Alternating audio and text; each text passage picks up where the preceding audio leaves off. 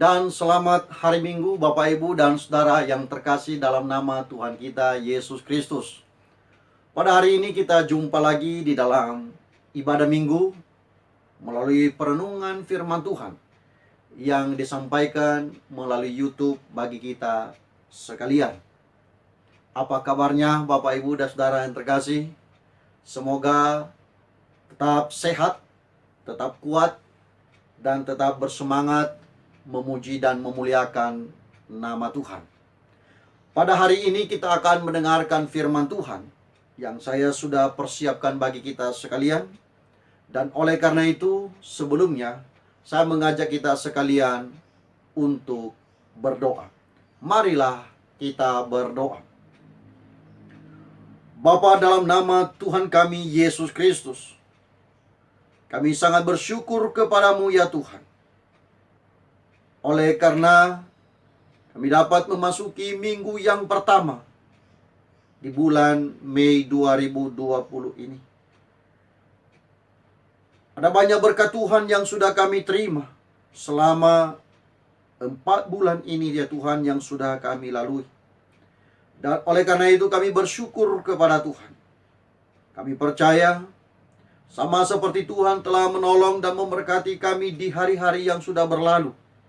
Demikian kami percaya juga bahwa hari ini, esok dan selanjutnya Tuhan akan menjaga dan memelihara kami semua. Terpuji termulia namamu ya Tuhan selama-lamanya. Kami rindu mendengarkan suaramu. Kami rindu mendengarkan firman-Mu. Oleh karena itu Tuhan, urapi hamba-Mu yang akan menyampaikannya kepada jemaat-Mu. Urapi juga seluruh jemaat-Mu supaya kami semua dapat mengerti, memahami dan menerima sabda-Mu. Dan lebih daripada itu semua, oleh Roh Kudus, kami semua dikuatkan melakukannya. Kami memulai pemberitaan firman-Mu ini ya Tuhan, dalam nama Tuhan Yesus. Haleluya. Amin. Bapak Ibu dan Saudara yang terkasih dalam nama Tuhan kita Yesus Kristus, pada hari ini kita akan membaca bagian firman Tuhan yang tertulis di dalam 2 Timotius pasalnya yang ketiga, ayatnya yang pertama sampai dengan ayatnya yang ke-9. Sekali lagi 2 Timotius pasalnya yang ketiga, ayatnya yang pertama sampai dengan ayatnya yang ke-9. Saya bacakan untuk kita sekalian. Beginilah bunyi firman Tuhan. Ketahuilah bahwa pada hari-hari terakhir akan datang masa yang sukar. Manusia akan mencintai dirinya sendiri dan menjadi hamba uang. Mereka akan membual dan menyombongkan diri. Mereka akan menjadi pemfitnah. Mereka akan berontak terhadap orang tua dan tidak tahu berterima kasih, tidak mempedulikan agama. Tidak tahu mengasihi, tidak mau berdamai, suka menjelekkan orang, tidak dapat mengekang diri, garang, tidak suka yang baik. Suka mengkhianat, tidak berpikir panjang, berlagak tahu, lebih menuruti hawa nafsu daripada menuruti Allah.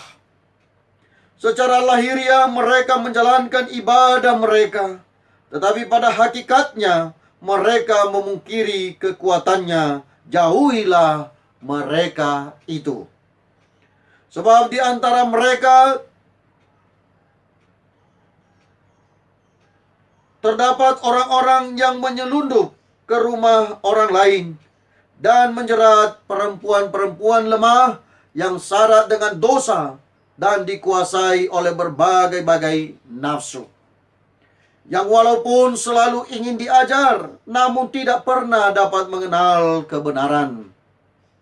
Sama seperti Yanes dan Yambres menentang Musa, demikian juga mereka menentang kebenaran. Akal mereka bobrok dan iman mereka tidak tahan uji. Tetapi sudah pasti mereka tidak akan lebih maju. Karena seperti dalam hal Yanes dan Yambres, kebodohan mereka pun akan nyata bagi semua orang. Demikian jauh pembacaan firman Tuhan. Berbahagialah setiap kita yang membaca dan merenungkan sabda Tuhan serta memeliharanya dalam kehidupan sehari-hari. Bapak, Ibu, dan Saudara yang terkasih dalam nama Tuhan kita Yesus Kristus, tema perenungan firman Tuhan pada hari ini sesuai dengan judul perikop dari apa yang sudah diberikan oleh Lembaga Alkitab Indonesia, keadaan manusia pada akhir zaman. Sekali lagi, keadaan manusia pada akhir zaman. Bapak, Ibu, dan Saudara yang terkasih dalam nama Tuhan kita Yesus Kristus, ketahuilah bahwa bumi ini akan berlalu. Langit ini akan lenyap. Zaman ini sedang menuju kepada kebinasaan dan semuanya akan berakhir. Zaman ini, tahun-tahun kehidupan kita akan berlalu dan semuanya akan selesai ketika Tuhan kita Yesus Kristus datang kembali. Dan itulah sebabnya Bapak, Ibu, dan Saudara yang terkasih, oleh karena mengingat bahwa zaman ini, dunia ini, langit ini akan lenyap, maka Rasul Paulus menyampaikan berbagai nasihat, berbagai perintah kepada Timotius untuk mengenali, untuk memperhatikan tanda-tanda zaman, tanda-tanda manusia di akhir zaman, bahwa ada ciri-cirinya. Oleh karena itu, Bapak, Ibu, dan Saudara yang terkasih, pada hari ini, dari judul ini tadi, keadaan manusia pada akhir zaman, ada beberapa hal yang harus kita ketahui dan kita pelajari bersama untuk kita lakukan. Yang pertama, dalam ayatnya yang pertama tadi dikatakan, ketahuilah bahwa pada hari-hari terakhir akan datang masa yang sukar. Yang pertama adalah akan ada masa yang sukar. Bapak, Ibu, dan Saudara yang terkasih dalam nama Tuhan kita Yesus Kristus, tentu manusia tidak ingin sukar. Manusia itu tidak pengen supaya hidupnya menjadi sulit. Semua orang pengen hidupnya enak dan gampang dijalani. Tetapi kenyataannya, Bapak, Ibu, dan Saudara yang terkasih, Rasul Paulus menulis kepada Timotius bahwa akan ada masa yang sukar. Dan masa yang sukar itu, Bapak, Ibu, dan Saudara yang terkasih, banyak penyebabnya. Yang pertama, kita menjadi sukar, kita menjadi sulit kalau ada peperangan. Bangsa melawan bangsa, negara melawan negara, bahkan suku melawan suku, bahkan saudara melawan saudaranya sendiri. Peperangan itu mengganggu dan juga mengakibatkan masa sukar bagi umat manusia. Juga Bapak, Ibu, dan Saudara yang terkasih dalam nama Yesus, masa sukar juga bisa disebabkan oleh karena apa? Oleh karena ada masa kelaparan. Hampir semua pertanian, peternakan, bahkan hasil bumi ini semuanya gagal. Gagal panen dan tidak ada hasil. Dan itu mengakibatkan kelaparan. Kalau sudah demikian, maka semua orang menghadapi masa sulit dan masa sukar. Karena apa? Karena semua orang butuh makan dan butuh minum. Dan karena itu, Bapak, Ibu, dan Saudara, kalau ada kelaparan, maka itu disebut juga masa sukar. Masa sukar juga, Bapak, Ibu, dan Saudara terkasih, bisa diakibatkan oleh karena adanya bencana alam. Ada gunung Merapi, ada banjir bandang, ada juga tsunami, dan berbagai hal bencana-bencana yang lain yang bisa mengakibatkan manusia mengalami kesukaran. Manusia menjadi sukar oleh karena ada bencana alam. Kita lari ke gunung, ada gunung Merapi. Kita masuk ke lembah, ada tsunami. manusia serba salah. Tempat tinggal kita tidak ada yang aman, dan karena ada bencana alam, maka kita pasti menghadapi masa sukar. Juga Bapak Ibu dan Saudara yang terkasih, kita menghadapi masa sukar kalau ada wabah penyakit. Wabah penyakit seperti COVID-19 seperti sekarang ini merupakan kesulitan dan kesukaran bagi umat manusia. Sekarang ini kita mau bersalaman saja sulit. Bahkan kita tersenyum dan tertawa pun juga hampir saja tidak ada guna dan tidak ada manfaat, karena mulut kita ditutup dengan masker. Jadi Bapak Ibu dan Saudara-saudara yang terkasih dalam nama Yesus, masa sukar pun bisa diakibatkan oleh karena wabah penyakit. Yang berikut Bapak Ibu dan Saudara, kita juga bisa menghadapi masa sukar oleh karena ada kebangkrutan ekonomi. Semua usaha pekerjaan kita gagal. Setiap usaha yang kita sudah kerjakan, kita sudah rintis, jatuh dan tidak menghasilkan apa-apa. Itu semua mengakibatkan kita menghadapi masa sukar. Tentu Bapak Ibu dan Saudara ini terkasih dalam nama Yesus, ada banyak hal yang lain yang bisa membuat kita terbawa arus di masa-masa sulit dan masa-masa sukar. Karena itu Bapak Ibu ketahuilah, akan ada masa yang sukar. Persiapkan diri untuk bisa menghadapi berbagai macam kesukaran di dalam dunia ini. Hadapi kesukaran karena memang harus ada di dalam dunia ini. Akan ada masa sukar. Karena itu bersiap. Siapkan diri supaya kita tetap bergantung sepenuhnya kepada Tuhan. Karena Dia pahlawan kita. Dialah yang bisa menolong kita. Dia yang bisa memberikan kepada kita kemampuan menghadapi berbagai macam kesukaran yang ada di dalam dunia ini. Yang kedua Bapak Ibu dan Saudara yang terkasih, keadaan manusia pada akhir zaman yang pertama akan ada masa yang sukar. Yang kedua, bahwa manusia akan mencintai dirinya sendiri. Manusia mencintai dirinya sendiri. Apa maksudnya Bapak Ibu dan Saudara yang terkasih? Dia hanya melakukan hal-hal yang menyenangkan dirinya sendiri. Orang yang mencintai dirinya sendiri adalah orang yang hanya menyenangkan dirinya sendiri. Dia lakukan segala sesuatu untuk menyenangkan dirinya. Kalau untuk menyenangkan orang lain, dia tidak lakukan. Segala hal yang dia katakan, segala hal yang dia perbuat, segala hal yang dia pikirkan, hanya ada satu tujuannya, adalah bagaimana menyenangkan dirinya sendiri. Itu orang luar biasa, menyenangkan dan mencintai dirinya sendiri. Padahal Alkitab berkata, kasihilah sesamamu manusia sama seperti dirimu sendiri. Kalau kita mau supaya kita sendiri disenangkan Bapak Ibu dan Saudara yang terkasih, maka kita juga harus berusaha menyenangkan orang lain. Karena orang lain juga pengen disenangkan. Bukan hanya kita yang pengen senang, orang lain pun juga pengen senang. Dan itulah sebabnya Bapak Ibu dan Saudara yang terkasih dalam nama Yesus diberikan kepada kita kesiapan mental menghadapi manusia di akhir zaman seperti sekarang ini. Manusia mencintai dirinya sendiri, dia hanya mau menyenangkan dirinya sendiri. Dan yang kedua, dia tidak peduli dengan kepentingan orang lain.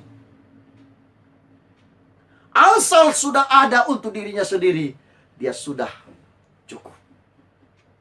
Tentang orang lain terserah dia. Tetapi orang Kristen tidaklah demikian. Orang Kristen tidak bisa hidup sama seperti orang yang digambarkan ini, bahwa dia mencintai dirinya sendiri dan dia tidak peduli dengan kepentingan orang lain. Bapak Ibu dan saudara-saudara yang terkasih dalam nama Tuhan kita Yesus Kristus, orang yang terus hanya memperhatikan kepentingan diri sendiri, ini orang seibarat hidup seperti kepiting. Kepiting itu Bapak Ibu dan Saudara yang terkasih dalam nama Tuhan kita Yesus Kristus, dia memiliki tangan kiri kanannya dan itu siap untuk menjepit. Siap untuk mengambil segala sesuatu dan itu selalu masuk ke dalam. Kepiting tangannya tidak bisa keluar. Segala hal yang dia jepit masuk ke dalam. Itu yang dikerjakan oleh kepiting. Yang kedua, kalau kepiting itu Bapak Ibu dan Saudara terkasih kita masukkan ke dalam ember, dan pasti tidak mungkin lolos. Apalagi kalau dia bersama-sama dengan teman-temannya kepiting. Sebab apa? Kalau ada yang naik secara perlahan-lahan, dia sudah mulai naik hampir saja keluar. Rupanya yang lain juga mengkaitnya dari bawah dan ditarik sehingga sama-sama jatuh. Itulah kepiting. Yang ketiga, kehidupan kepiting ini Bapak Ibu dan Saudara yang terkasih gampang marah. Saya dulu waktu masih kecil suka pergi ke sawah bersama dengan orang tua. Dan kalau ada kepiting, kalau kita ganggu dia, kita goncang-goncang sesuatu di depannya, dan dia marah, dan itu dia jepit, dan itu gampang untuk kita tarik ke atas. Akhirnya dia mati. Ada banyak orang juga yang semacam itu. Kehidupannya sangat egois dan gampang marah. Yang dia pikirkan hanya dirinya sendiri, dan dia tidak pernah memikirkan orang lain. Dia hanya mencintai dirinya sendiri dan tidak peduli dengan keberadaan orang lain. Yang ketiga, keadaan manusia pada akhir zaman yang ketiga adalah menjadi hamba uang. Menjadi hamba uang. Tentu Bapak Ibu dan Saudara terkasih, semua kita butuh uang. Pendeta juga butuh uang, hamba Tuhan butuh uang, evangelis butuh uang, majelis butuh uang, seluruh jemaat butuh uang. Tidak ada orang yang tidak butuh uang. Tetapi ada orang yang betul-betul hidupnya hanya diperuntukkan untuk cari uang. Segala cara dia halalkan untuk cari uang. Itulah sebabnya Bapak Ibu dan Saudara yang terkasih, di dalam 1 Timotius pasalnya yang ke-6 ayatnya yang ke-10 dikatakan, karena akar segala kejahatan ialah cinta uang. Jadi segala sesuatu yang dia kerjakan di dalam kehidupannya itu hanya menunjukkan bahwa dia butuh uang. Dia butuh uang, dia butuh uang, dia cari uang, dia kumpulkan uang. Dan hanya itu terus yang senantiasa dia cari. Makanya ada lagu sekolah minggu yang begitu lama. Dikatakan, apa yang dicari orang uang, uang. Apa yang dicari orang uang, uang.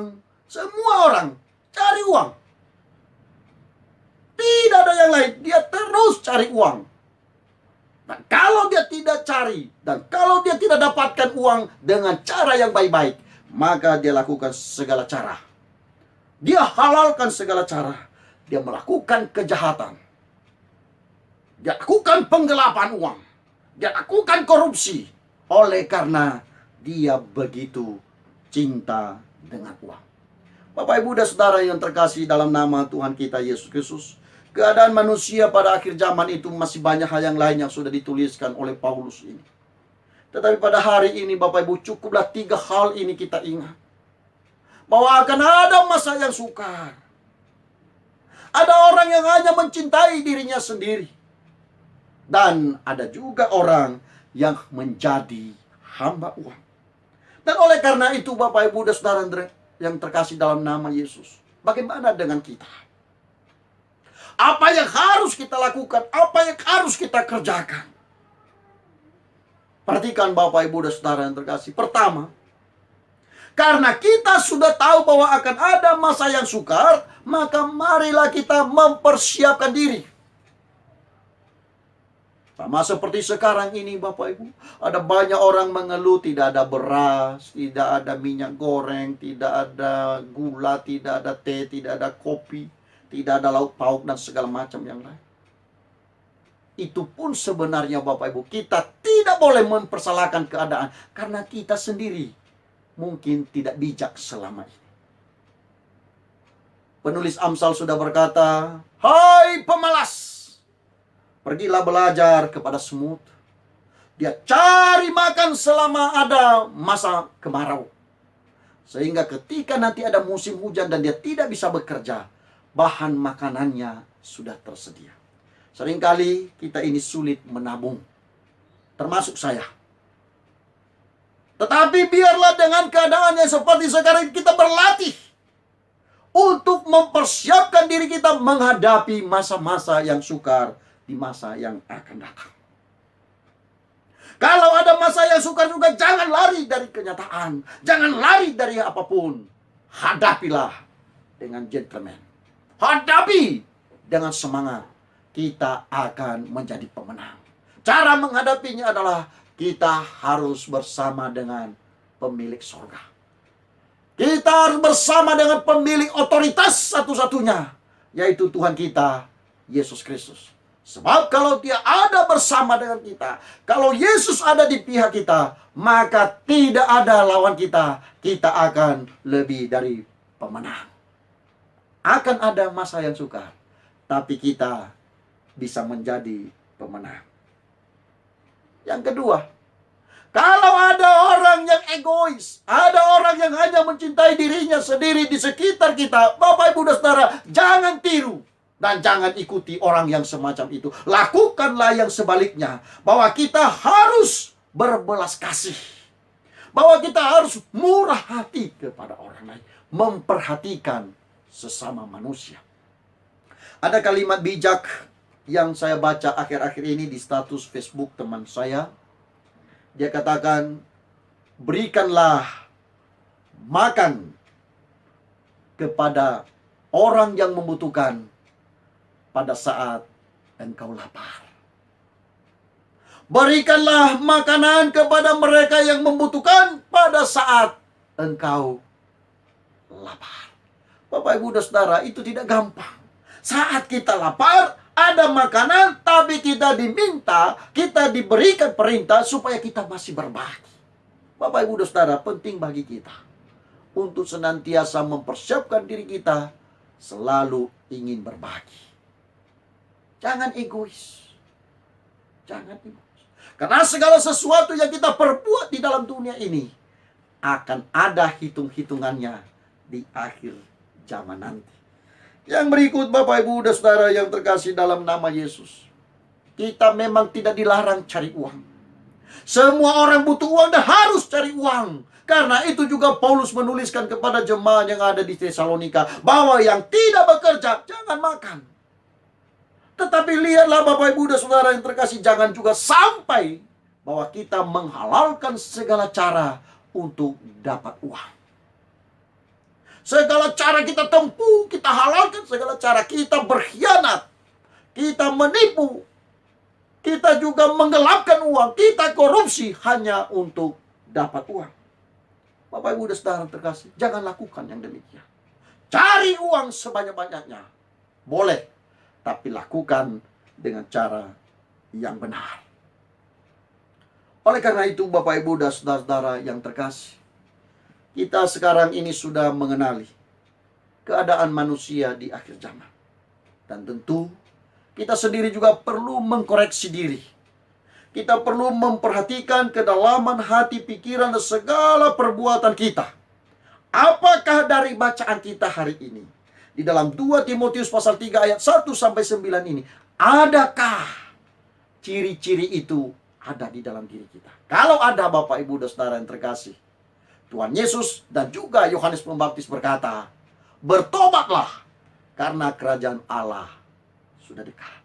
Mari kita tinggalkan perbuatan-perbuatan semacam itu. Dan mari kita kembali mengingat bahwa Kristus memberi perintah kepada kita untuk menerapkan cinta kasih kepada sesama. Apalagi di masa-masa sulit seperti sekarang ini. setiap pemberian kita, setiap pengorbanan kita, segala hal yang kita berikan kepada sesama sangat bermanfaat. Karena itu, lakukanlah yang terbaik dan biarlah itu menjadi kemuliaan bagi nama Tuhan. Soli Deo Gloria. Kita bersatu di dalam doa. Bapa, dalam nama Tuhan kami Yesus Kristus, kami bersyukur kepadamu karena firman-Mu boleh kami dengarkan pada hari ini. Tuhan, tolong kami untuk dikuatkan melakukannya. Dan segala hal yang menjadi hambatan yang membuat iman kami tidak maju dan tidak bertumbuh, Tuhan tolong kami agar kami dapat melalui masa-masa sukar ini dan kami bergantung sepenuhnya kepada Tuhan.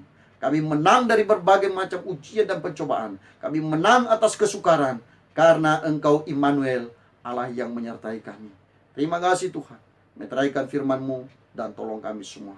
Berkati bangsa dan negara yang kami cintai, Indonesia ini Tuhan, supaya segera dapat mengatasi untuk wabah COVID-19 ini. Biarlah virus corona ini Tuhan segera berlalu dan kami dapat beraktivitas seperti sedia kala. Kami dapat beribadah, kami dapat berinteraksi, dan kami dapat memuji memuliakan nama Tuhan. Sempurnakanlah iman kami Tuhan. Tolong kami Tuhan, sehingga kami semakin hari semakin dibaharui di dalam Engkau. Berkati jemaat-Mu, berkati umat-Mu Tuhan, dalam segala beban dan pergumulan mereka. Yang sakit, Tuhan yang sembuhkan. Yang lemah, Tuhan yang kuatkan. Yang berbeban berat, Tuhan berikan kelegaan kepada mereka. Bahkan juga yang bersuka cita, yang menaikkan syukur mereka kepada Tuhan hari ini. Dalam nama Yesus, terimalah ucapan syukur jemaat-Mu. Setiap persembahan mereka yang mereka sudah siapkan juga, Engkau yang menerimanya. Terima kasih Bapa di surga. Ke dalam tangan-Mu kami serahkan kehidupan kami. Kami tahu, kami percaya bahwa Tuhan menolong, menjaga, memelihara kami sekarang ini dan sampai selama-lamanya. Demi nama Allah Bapa, demi nama Tuhan Yesus, dan demi nama Roh Kudus, kami telah memohon. Amin. Selamat hari Minggu. Shalom. Tuhan memberkati kita.